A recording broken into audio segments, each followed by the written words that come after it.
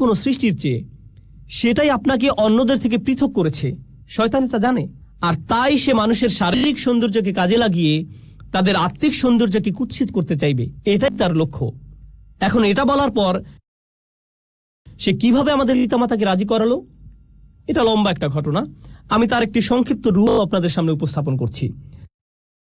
সংক্ষিপ্ত ভাষণটি হলো, সে আদম এবং হাওয়া আলাইহিস সালামকে বলেছিল, শোনো, তোমাদের সৃষ্টি করা হচ্ছে পৃথিবীর জন্য। ইন্নী জাইলুন ফিল আরদি খলিফা। আল্লাহর সিদ্ধান্ত হলো তোমাদের দুনিয়ার জন্য সৃষ্টি করা হয়েছে। তোমাদের জান্নাত থেকে দুনিয়াতে স্থানান্তর করা হবে যে কোনো মুহূর্তে। জান্নাত ছেড়ে পৃথিবীতে কে যেতে চায়? এখন শোনো, শুধু ফেরেশতারা এখানে থাকতে পারবে। সরি, তোমরা ফেরেশতা নও। অথবা তোমাদের জন্য আরেকটি উপায় আছে। যদি তোমরা জান্নাতের পার্মানেন্ট রেসিডেন্ট কার্ড বা গ্রিন কার্ড পেতে চাও, এটাই তোমাদের একমাত্র বিকল্প উপায়। অতএব ফেরেশতা হওয়ার একমাত্র উপায় হলো, বা জান্নাতের চিরস্থায়ী অধিবাসী হওয়ার একমাত্র উপায় হলো, তাদেরকে ওই গাছের ফল খেতে হবে। এটাই একমাত্র উপায়।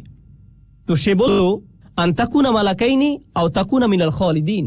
এই গাছ থেকে আহার করো, হয় তোমরা ফেরেশতা হয়ে যাবে, নতুবা জান্নাতের চিরস্থায়ী অধিবাসী হয়ে যাবে। এই জন্যই আমাদের পিতামাতা ভুলটি করেছিলেন। এখন এই ভুল করার পর কি ঘটল? আল্লাহ বর্ণনা করছেন, ফাদাল্লাহুমা বিগুরুর। এই আয়াতটি ভালোভাবে বোঝা খুবই গুরুত্বপূর্ণ। তিনি বলেন, সে তাদের পদস্খলিত করলো ধীরে ধীরে। দাল্লাহুমা, আরবি শব্দ দাল্লা এসেছে দালউন থেকে, যার অর্থ বালতি। আগের দিনে বালতি ব্যবহার করা হতো কূপ থেকে পানি তোলার কাজে। একটি বালতি দড়ি দিয়ে বেঁধে কূপের ভিতরে ফেলতো, তারপর টেনে টেনে তুলতো। এর নাম হলো আদলা দালওয়াহু। এর নাম হলো আদলা দালওয়াহু। বালতি কি সাথে সাথে উপরে উঠে আসে নাকি সময় লাগে? সময় লাগে। এটি একটি ধীর প্রক্রিয়া, আর প্রক্রিয়াটি যদি মাত্রাতিরিক্ত ধীর গতি হয়, তখন আপনি আদলা দালওয়াহু বলেন না, বলেন দাল্লা দালওয়াহু। এটা অতিরিক্ত লম্বা সময় নেয়। শয়তানকে বর্ণনা করা হয়েছে, সে তাড়াহুড়ো করে না। সে আপনাকে পথভ্রষ্ট করতে চায়, কিন্তু সে সময় নিয়ে ধীরে ধীরে করবে। সে আপনার কাছে আসে, আপনি বলেন আউযু বিল্লাহি মিনাশ শাইতানির রাজিম। সে তখন বলবে, ওকে, আমি একটু পর আবার আসবো, চিন্তা করো না, আমাদের হাতে সময় আছে। সে একটু পর আবার আসবে, এরপর আবার আসবে, এরপর আবার আসবে। আপনাকে অবিশ্বাসী বানানোর জন্য বা আপনাকে দিয়ে পাপ করানোর জন্য সে আপনার উপর প্রতিবার 1% করে কাজ করবে। আর এটা অনুধাবন করা খুবই গুরুত্বপূর্ণ। মনোবিজ্ঞানে তারা একটি বিশেষ বিষয় পরীক্ষা করে দেখে, এর নাম হলো স্লো বয়েল, ধীর গতির সিদ্ধ। তারা একটি ব্যাঙকে নিয়ে ফুটানো পানিতে ছেড়ে দেয়, এটি তখন সাথে সাথে লাফ দিয়ে বের হয়ে যায়। এর ব্যাঙটাকে নিয়ে স্বাভাবিক পানির একটি পাত্রে ছেড়ে দেয়, আর তারা পাত্রটির নিচে ধীরে ধীরে তাপ দিতে থাকে। এক সময় তাপমাত্রা তীব্র আকার ধারণ করে, কিন্তু ব্যাঙটা কখনোই লাফ দিয়ে বের হয় না। সেখানেই তার মৃত্যু ঘটে। সে এমনকি বুঝতেও পারে না যে তার তাপমাত্রা ধীরে ধীরে বৃদ্ধি পাচ্ছে। শয়তান আপনাকে দিয়ে হারাম কাজ তাৎক্ষণিক করাতে চায় না, কারণ আপনি বুঝতে পারেন এটা একটা ভুল। আপনি আল্লাহর আশ্রয় প্রার্থনা করেন, তো সে আপনার কাছে আসবে নির্দোষ সব বিষয় নিয়ে। আপনি তখন ভাববেন, এতে আর কি সমস্যা, মানুষ এটাকে শুধু শুধু খারাপ মনে করে, কিন্তু আপনি বুঝতেও পারবেন না। এরপর সে আপনার কাছে এসে সামান্য একটু পদস্খলন ঘটাবে। আপনার আশেপাশের সবাই বলবে, এটা করো না। আপনি তখন মুখ ঘুরে বলবেন, এটা কি আরাম? আমি এমন কি করেছি? আমি কি কাউকে খুন করেছি? কি ভুল করেছি আমি? শয়তান ঠিক এই কাজটাই করে। দাল্লাহুমা বিগুরুর। সে আমাদের পিতামাতার সাথেও সব ধরনের প্রতারণার মাধ্যমে এই পদ্ধতি অবলম্বন করেছিল। ব্যাপারটা ইন্টারেস্টিং যে আরবিতে গুরুর মানে প্রতারণা, আবার এর দ্বারা অহংকার বোঝায়। সে মানুষের অহমিকা জাগিয়ে দেয়। মানুষ যখন ছোটখাটো ভুল করে, আর কেউ সে ভুল ধরিয়ে দিলে বা স্মরণ করিয়ে দিলে, এটা স্বামী হোক বা স্ত্রী হোক, বাবা হোক বা মা হোক, কেউ ভুল ধরিয়ে দিলে সাথে সাথে সে মাগরুর হয়ে ওঠে, সাথে সাথে রাগান্বিত হয়ে ওঠে। না, কি বলছো তুমি? তুমি কে আমার ভুল ধরার? এভাবে তাদের ইগো ভালো হওয়ার পথ বন্ধ করে দেয়। যে সমস্যাটা শয়তানের নিজের ছিল, অহংকারের সমস্যা। যাই হোক, অনেক সময় ধরে চেষ্টা করার পর সে সফল হলো। সে আমাদের পিতামাতাকে মুহূর্তের মধ্যে গাছের কাছে নিয়ে যেতে পারেনি। সে তাদের কুমন্ত্রণা দিল, আর তারা সাথে সাথে বলে উঠল, ভালো বুদ্ধি, ঠিক আছে চলো। না না না, এতে অনেক লম্বা সময় লেগেছিল তারা সেখানে যাওয়ার পূর্বে। অবশেষে তারা তাদের আদি ভুলটি করে ফেলল। আল্লাহ আযজা ওয়া জাল্লা বলেন, বাদাত লাহুমা সাওআতুহুমা। তাদের উলঙ্গতা, তাদের কদর্যতা প্রকাশিত হয়ে পড়ল। এটা পরস্পরের নিকট প্রকাশিত হয়ে গেল। তাদের জামা কাপড় খুলে গেল। এই কাজের ফলস্বরূপ তাদের কাপড় খুলে গেল। এটি আসলে কোরআনের শক্তিশালী একটি দার্শনিক প্রতীকী শিক্ষা। আমরা শুধু এর ভাবকে আক্ষরিক অর্থে গ্রহণ করি না, কিন্তু এর ভেতরে রয়েছে বহু প্রজ্ঞা। যখন মানব জাতি হারামের পথ অবলম্বন করে, হোক সেটা হারাম খাদ্য, হারাম উপার্জন, হারাম আচরণ, যখন আমরা সিদ্ধান্ত গ্রহণ করি যে আমরা আল্লাহর বিধান অমান্য করব, যখন আল্লাহ বলেন অমুক কাজ থেকে দূরে থাকো কিন্তু আপনি তার থেকে দূরে থাকেন না, তখন ধীরে ধীরে কিন্তু নিশ্চিত রূপে আপনি আপনার লজ্জাশীলতা হারিয়ে ফেলবেন, আপনি আপনার হায়া শরম হারিয়ে ফেলবেন, জিহ্বা দিয়ে নোংরা শব্দ বের হবে, এর উপর নিজের কোনো নিয়ন্ত্রণ থাকবে না। আপনি নির্লজ্জ হয়ে পড়বেন কথায়, নির্লজ্জ হয়ে পড়বেন দৃষ্টিতে, নির্লজ্জ হয়ে পড়বেন কাজের ক্ষেত্রে। এভাবে শুধু পতন হতে থাকবে। আর এই সব কিছুর শুরু হয়েছিল আপাত দৃষ্টিতে এর সাথে সম্পর্কহীন একটি ব্যাপার থেকে, আদম হওয়ার ক্ষেত্রে একটি গাছের ফল খাওয়া থেকে। আর আমাদের ক্ষেত্রে যখন কোনো ব্যাপারে আমরা আল্লাহকে অমান্য করব, তার নিষিদ্ধকৃত বস্তুর নিকটে যাব, আমাদেরকে দেয়া আল্লাহর শ্রেষ্ঠ উপহার, আমাদের হায়া, আমাদের লজ্জা, আমাদের শালীনতা, আমাদের সংকোচের চেতনা চুরমার হয়ে যাবে। আমরা এর অযোগ্য হয়ে পড়ব। তারা যখন এই কাজ করলো, তাদের কাপড় খুলে গেল। ফলে তারা কি করলো? তারা সাথে সাথে জান্নাতের পাতা দিয়ে নিজেদের ঢাকতে শুরু করলো। তারা অপমানিত হলো এবং নিজেদের লজ্জা ঢাকতে লাগলো। আমরা এখান থেকে কি শিখছি? পরস্পরের সম্মুখে উলঙ্গ না হওয়াটা আদম সন্তানের প্রকৃতিতেই আছে। পোশাক পরিচ্ছদ পরে থাকা, নিজেদের লজ্জা ঢেকে রাখা, এটা আদম সন্তানের সহজাত প্রকৃতিতে স্থাপন করে দেয়া হয়েছে। এজন্য মানব জাতির সকলে সহজাত ভাবে নিজেদের ঢেকে রাখতে পছন্দ করে।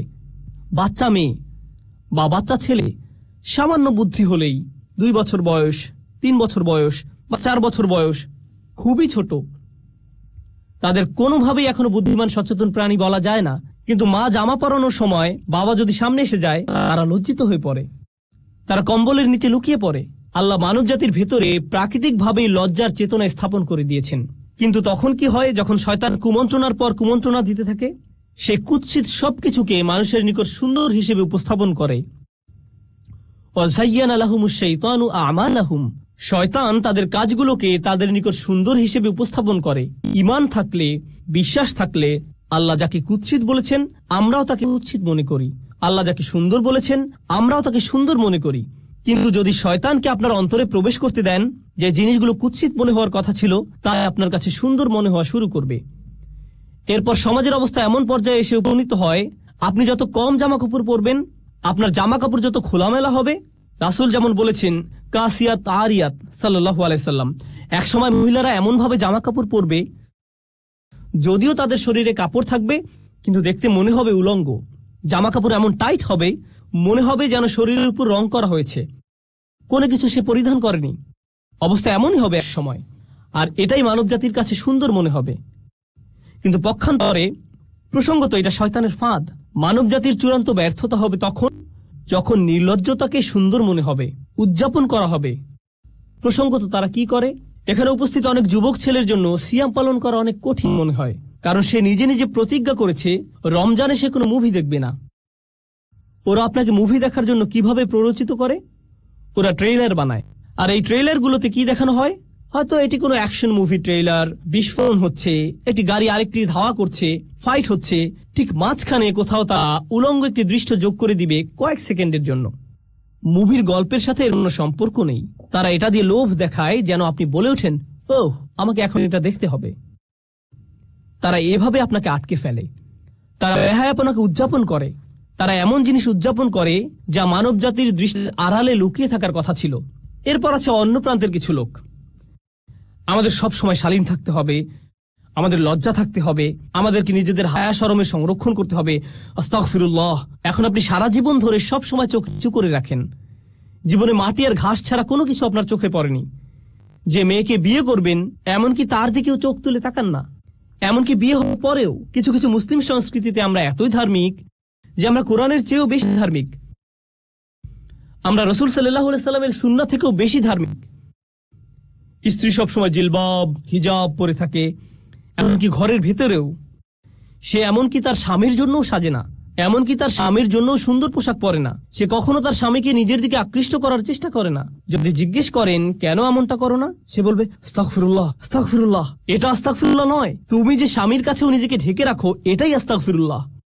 কারণ নারী পুরুষের সম্পর্ক যদি সৌন্দর্যমণ্ডিত না হয়, হালাল সীমার ভেতরে সম্পর্ক যদি হালালের ভেতরে সুন্দর না হয়, তখন শয়তান পুরুষ মানুষটির অন্তরে কুমন্ত্রণা দেওয়ার সুযোগ পেয়ে যায়। সে বলবে, তুমি যা চাচ্ছ তা বিয়ের সীমার বাহিরে পাবে। বুঝতে পারছেন? আল্লাহ আজ্জা ওয়া জাল্লা কোরআনে এই সুন্দর সম্পর্কের সংরক্ষণ করেছেন, যেন বিয়ের ভেতরে সম্পর্কটা সুন্দর এবং রোমান্টিক থাকে। কিভাবে তিনি এটা করেছেন? আল্লাহ আজ্জা ওয়া জাল্লা একই সূরায় বলেন, তিনি বর্ণনা করেন,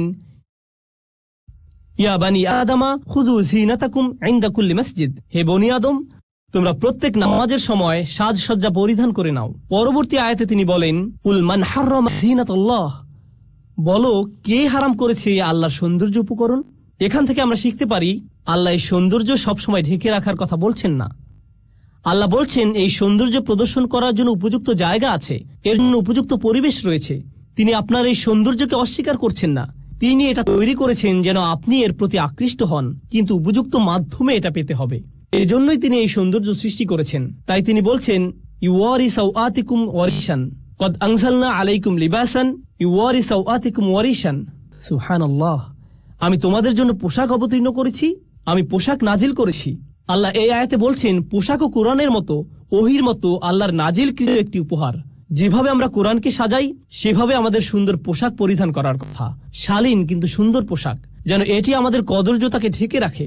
এরপর তিনি বলছেন, ওয়ারিশান, পোশাক দিয়েছি তোমাদের শোভা বর্ধনের জন্য। প্রসঙ্গত আরবিতে রিশা এর শাব্দিক অর্থ হল পাখির পালক। ক্বাবলা রামি ইউরাশুস সাহাম, তীর নিক্ষেপ করার আগে তীরের মধ্যে পালক লাগিয়ে নাও। তো পালকের ব্যাপারটা হলো, আগের দিনে মেয়েরা তাদের জামায় পালক লাগিয়ে সাজত। এখানে মূল ব্যাপারটা হলো সৌন্দর্য মণ্ডিত করা, শোভাবর্ধন। আল্লাহ আজ্জা ওয়া জাল্লা আসলে আমাদের গভীর প্রজ্ঞাপূর্ণ একটি ভারসাম্য দান করেছেন। আমাদের আজকের বিশ্ব, মার্কিন যুক্তরাষ্ট্র সহ আধুনিক বিশ্ব এবং মুসলিম বিশ্বের অধিকাংশ অঞ্চল যা ভ্রান্ত উপায়ে আধুনিক হচ্ছে, এগুলোর দিকে তাকালে আপনি কি দেখতে পান?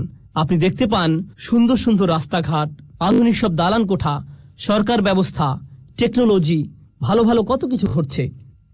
কিন্তু একটি ক্ষেত্রে মানবতা তার স্বকীয়তা হারিয়ে ফেলছে, আর তা হলো আমরা নির্লজ্জতা এবং বেহায়াপনা উদযাপন করছি। কিশোর ছেলেমেয়েরা বড়দের চেয়েও বেশি নোংরা শব্দ জানে। তাই স্কুলে পরস্পরের কাছ থেকে শিখছে।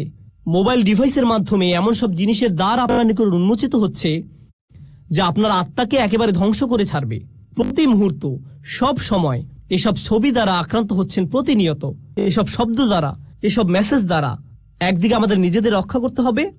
যে সৌন্দর্য আল্লাহ আমাদের ভেতরে দান করেছেন, সারা জীবনের জন্য তা ঢেকে রাখা সম্ভব নয়, এবং আশা করা যায় যে এটা আমাদের উপর কোনো প্রভাব ফেলবে না।